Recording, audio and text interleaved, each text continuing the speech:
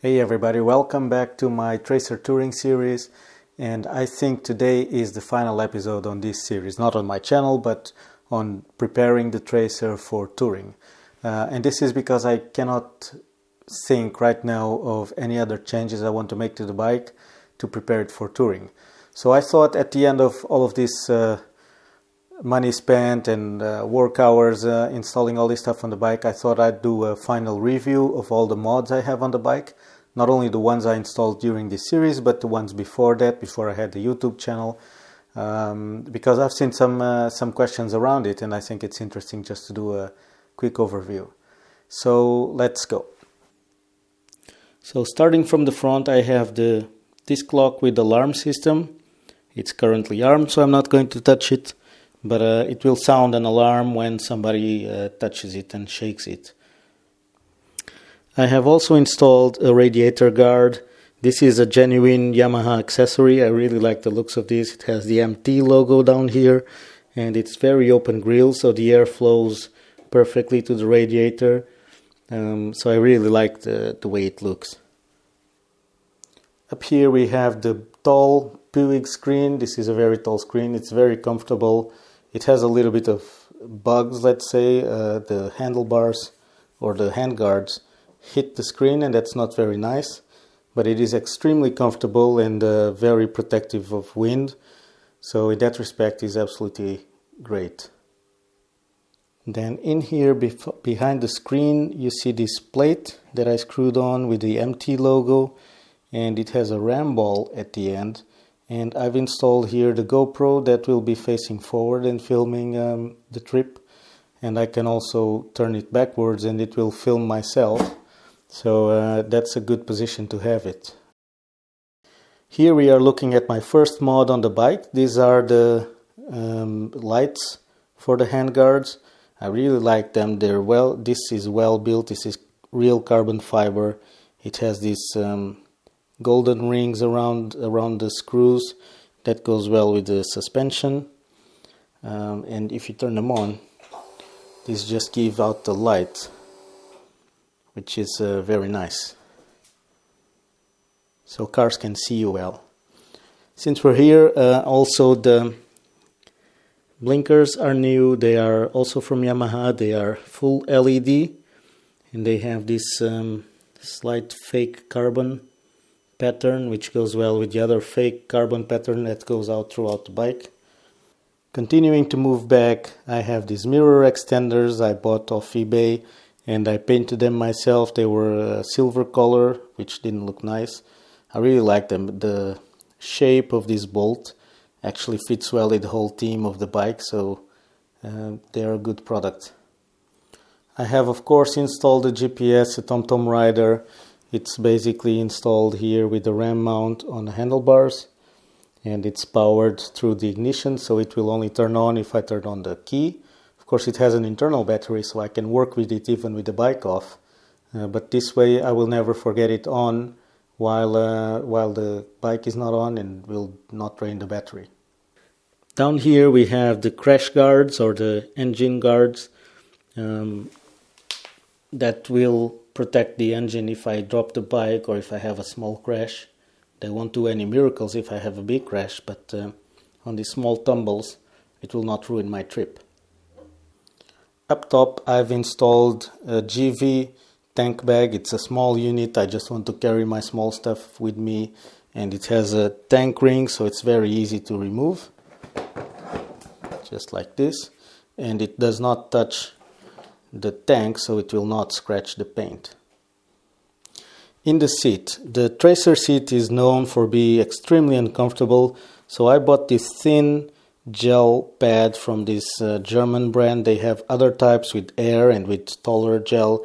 I think the bike is pretty tall, so I want the thinnest I could find, and I hope this will help with the trip. I'll do a longer review after I'm back. But the one thing I can already say is that it does not move, which is very important on the bike, so it will really hold itself in place.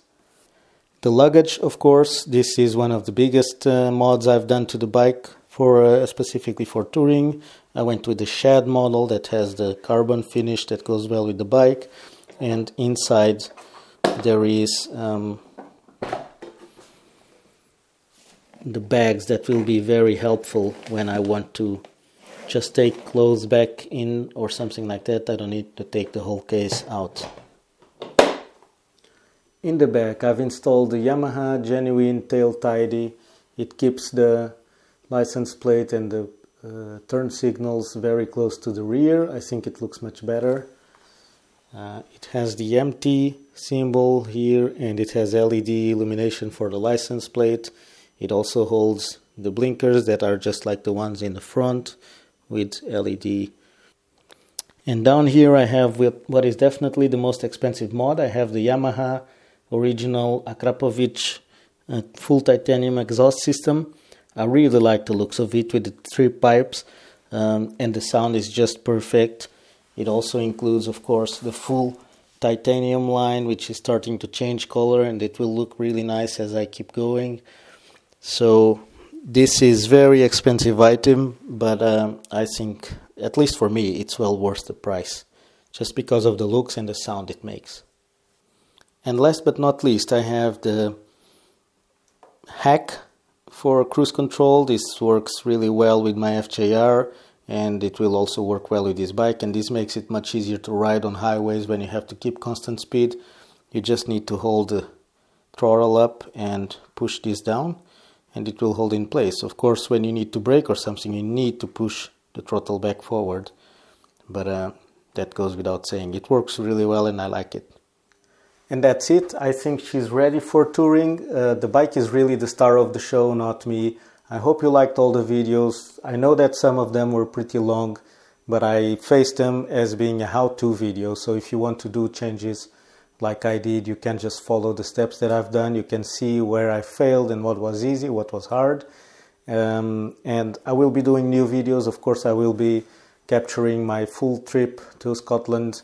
And I can say I've already started preparing the next one, but I'm not going to say which one it is. So keep tuning in, because I will definitely share that later after the trip to Scotland. And the next few videos before the trip will be about, how I planned the trip, how I chose the roads, what gear I'm going to wear, what clothing I'm going to take, things like that. So more generic, not really related to the bike, but more related to motorcycle touring. So stay tuned, because there's more stuff to come. And finally, let me just make a note that I have a Facebook page, so click on the link that's on the description, because there's exclusive stuff there, pictures and things that I do during the day about the bike. It's all bike related, of course, but I think it's worth it. So go visit and give it a like, because then you will receive the notifications of new stuff. To terminate, I wanted to just say that I will be putting links to all of the stuff I've showed you. Well, the Yamaha original gear, I don't think I need to share the links for that, but the other stuff I will be putting the links. I want to say these are not the best places to buy for you. They might not be the cheapest, they might not be the closest to you, so this is just where I bought them, and there's a couple of reasons for that. Sometimes it's just cheaper, other times it's they have better deals with sending the stuff over, it's faster, or it's something like that, or they have the exact color that I want. So use them as you will, but I don't endorse them. I don't make any money out of this, so it's on your own risk. I did have good advice on Facebook and on YouTube on when to get stuff, where to get stuff. So I'd like to thanks for all the people that helped in that regard. And let me just finish by saying that I want to remind you again to subscribe so that you don't miss any videos. And thanks for watching and for commenting. And I wish you safe rides. We'll keep seeing each other here on YouTube. Thanks. Bye-bye.